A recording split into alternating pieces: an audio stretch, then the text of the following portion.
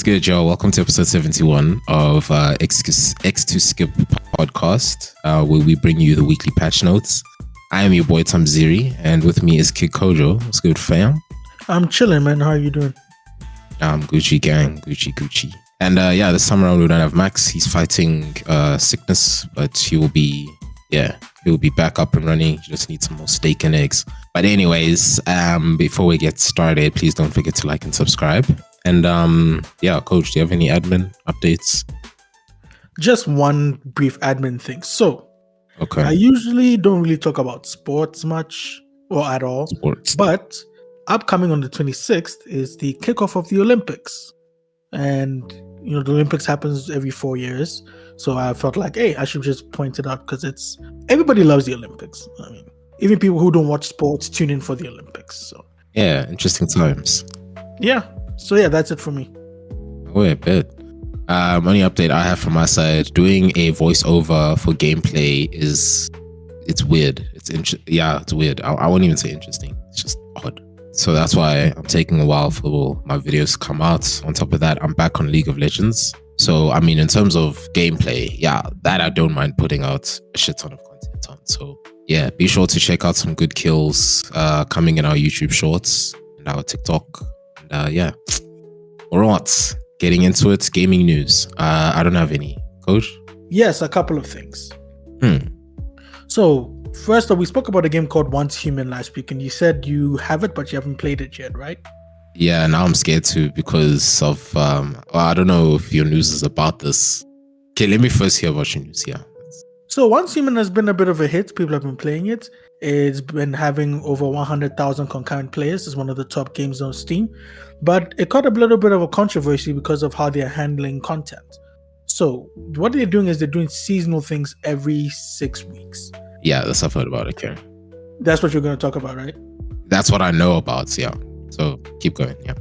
Yeah, so every 6 weeks, they wipe people's progress. But they came out and said, look, the only certain things we are going to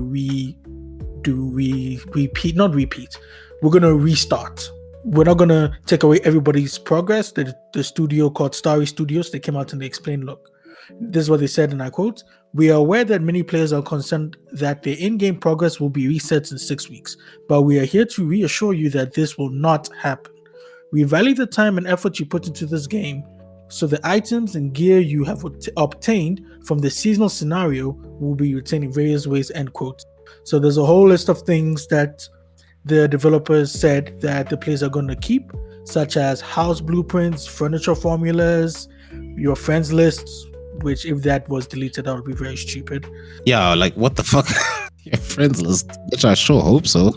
Bruh. And currency, important currency such as star crumbs, Christogens, Mitsuko's marks, stellar planula, and sproutlets, and a bunch of other things. What is going to be reset is all the progress that people have made in terms of clearing the map and things like that, quests and things like that, I believe. So people are still upset about that, but oh wait, yeah, I was gonna say something, but I forget what the something was gonna be about. Oh, the pre-launch, pre-patch for World of Warcraft: The War Within will be out next week. So big ups to that. If you've already pre-downloaded, good for you. And and then going back to the Once Human thing, yeah, that whole news with that, it has been the one reason I have not started playing, because I was watching a YouTube video where some guy was explaining how this sort of life, with games that do this needs to end. Like, it's okay if it's like 7 Days to Die or Rust or DayZ. Yeah, I mean, even Tarkov, but Tarkov also does it. But the thing about Tarkov, they do it in months. For Once Human to do it in weeks, dude, that's too short, because now you get this whole scenario where people are going to come through and be like, oh, okay, shit, there's only 2 weeks left of this entire wipe or whatever. Let me not start now. And then the day that a new wipe starts, everyone's at the same level, same type of resources. The servers are getting flooded because, everyone's just rushing through to get a good head start. It's just, they need to extend the months. But anyways, moving on to the gaming corner. Kojo. Okay, so we had a lot of releases of the week, a lot, like 14 plus. So I made an executive decision that I'm not going to go through all of them. So I'll just pick out the ones, the quote unquote, the ones that stood out to me, I guess. We have a game called Nobody Wants to Die. And this was released on PlayStation 5, Xbox Series, and PC on July 17th, 2024. And this is what it's about, and I quote: "Lose yourself in the dystopian world of New York, 2329. Immortality comes at a price that someone has to pay. In this interactive noir story, lead the investigation using advanced technology as Detective James Kara, who risks it all in pursuit of a serial killer targeting the city's elite." End quote. And it was developed by Critical Hit Games and published by PlayOn. Next up, we have a game called Bo, Path of the Teal Lotus, released on PlayStation 5, Xbox Series, Switch, and PC, released on July 18th, 2024. It was developed by Squid Shock Games, Christopher Stair, and Trevor Youngquist, and was published by Humble Games. And this is what it's about, and I quote: "Flow gracefully through a colorful, hand-drawn 2.5D action platformer inspired by Japanese folklore. Engage in acrobatic aerial combat, unlock powerful mystical abilities, and explore an interconnected world of myth as you seek to unravel the mysteries of your origin." End quote. Next up, we have a game called Dungeons of Hinterberg, released on Xbox Series and PC, released on July 18th, 2024. It was developed by Microbird Games and published by Curve Games. And this is what it's about, and I quote: "Armed with a sword and a tourist guide, explore the beautiful Alpine village of Hinterberg and uncover the magic hidden within its dungeons. Master magic, solve puzzles, slay monsters. All this and more await you in Hinterberg." End quote. Next up, we have Flintlock, The Siege of Dawn, released on PlayStation 5, Xbox Series, PlayStation 4, Xbox One, and PC, released on July 18th, 2024. It was developed by A44 Games and published by Kepler Interactive. It is from the developers of Ashen, and this is an explosive Souls-like. Next up, we have EA Sports College Football 25. Hey. Right? Released on PlayStation 5 and Xbox Series on July 19th, 2024. And college football is finally back, guys. It's been gone for quite a while, but it is back. And it is packing a lot of features like pageantry, traditions, home field advantages, wear and tear, and a whole other bunch of features. They've released a whole bunch of videos going deep into the game, and so go check that out if that interests you. And finally, we have a game called Kunitsugami Path of the Goddess, released on PlayStation 5, Xbox Series, and PC, released on July 19th, 2024. And it is about, and I quote: "A new tale of the kami awaits. Kunitsugami Path of the Goddess is a unique Japanese-inspired single-player Kagura action strategy game." End quote. And it was developed and published by Capcom Games. Yeah, that is it for my gaming corner and releases of the week. Oh wait, bro. Yeah, don't have much on my end. I'll give Once Human a try once just for the sake of seeing what the game's like. Then, I won't pay too seriously for the wipe or the patch, whatever.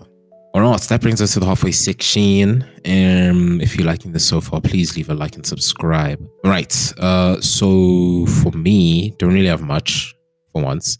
For me, it's just how Kaisenat seemingly has bought Ray Kwan Lee his very own house. So who Ray Kwan Lee is, Kaisenat once went to Japan for one of his holidays and met a undying fan called Ray, teenager. It's weird when I say it like that, given the whole Dr. Disrespect thing. But anyways, eventually they made good content together while they were in Jamaica, decided, pull through to the US, pretty much paid for Ray to stay with him. You may have seen him in many of the streams, but there's also been moments where Raekwon would just pretty much take fame to his head and do crazy things, almost getting Kaisenat banned, ruining the streams vibe and this and just misbehaving now and then. But recently he's also just bought him a house. So I don't know, man.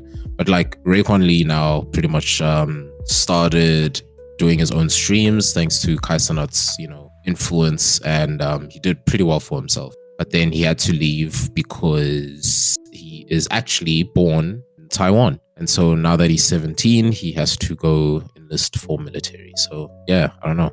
It's weird. And that's pretty much all I have, man. Shit, not much else has happened besides Ninjas. Ninja tweeted something, not tweeted, but there's like a clip recently on his stream saying like he misses the old days whereby you just played games to play games. It wasn't about branding. It wasn't about streaming for numbers. It wasn't about streaming for money, this and this, and trying to like make communities. What you're just streaming because you like to game and have people watch you play. I kind of agree with him on that sentiment. But anyways, yeah, now I'm done. Ojo? So I have a couple of things. Okay. Let's start off with a streamer called Ibaya. He held the next iteration of his La Velada boxing series. It was the 4th edition of the series, and it was held at the Bernabeu Stadium in Madrid, and it sold out, and the capacity was 85,000 people. And it broke the Twitch record. And guess how many people viewed at its peak? Okay, concurrent, I'd say 6 million. Peak total, 128 million. No, it wasn't that fancy. It was 3.8 million. Okay. Yeah, but I don't know if he posted it on YouTube, because if he does, then it's going to be even more. We'll see. Yeah, so good on Ibai. For my last story, there was a very influential Twitch streamer who was banned in 2021. Wait, Aiden Ross? No. Very famous and unbanned. No, I'm joking when I say influential Twitch streamer. He's not a Twitch streamer at all. He was just banned on Twitch. I don't know. I'll give you a very big hint. He was recently shot at. Recently shot at? Nigga, that's like anyone in America. Who was recently shot at that made big news, Tommy? Don't know. Don't remember. It's everyone in America. Tommy. Megan Thee Stallion. I don't know. There was one person who last week was shot at. Oh, not even shot at. He was shot. It grazed the person's ear. Trump. Yes. Why is Trump on Twitch?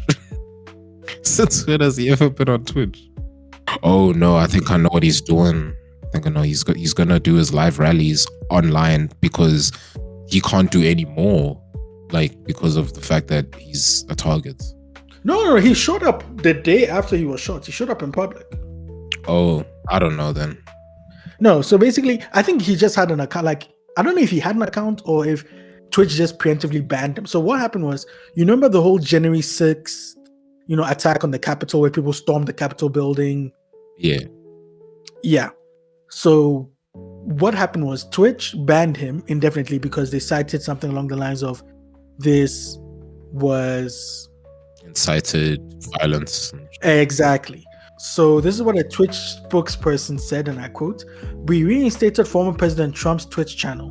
We believe there is value in hearing from presidential nominees directly when possible. Trump is now the official Republican nominee for US president. We continue to enforce our community guidelines and take necessary enforcement action when we identify violations of our rules. Twitch doesn't have a public figure policy, meaning all channels are equally subject to our guidelines, regardless of whether the channel belongs to a public figure," end quote. And yeah, that is it from my content creator news. Oh yeah, esports, I got nothing. Guess you got nothing too, Kojo. Yeah, no, nothing this week, but I will probably have something for you next episode. Okay. Anyways, yeah, that brings us to the end. Thank you for listening through. Hope you guys enjoyed the show. And yeah, we come out with these every week. So yeah, stay good, stay frosty. And thank you so much again. Please leave a like and subscribe. And we'll check you in the next episode. Peace.